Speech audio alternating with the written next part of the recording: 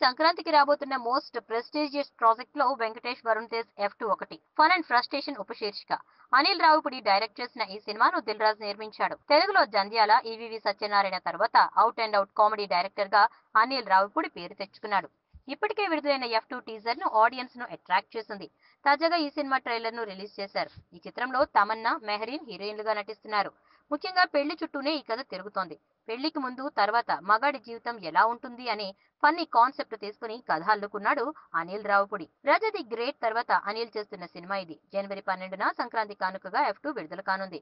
అదే సమయంలో రామ్ చరణ్, బాలయ్య సినిమాలు కూడా వస్తున్నా వెనక్కి తగ్గడం లేదు Anil Ravipudi. Supreme, Raja the great తర్వాత వరుసగా మూడోసారి దిల్ రాజు బ్యానర్ లో అనిల్ చేస్తున్న సినిమా ఇది. ముఖ్యంగా ట్రైలర్ మాత్రం వెంకీ కామెడీ టైమింగ్ అదిరిపోయింది.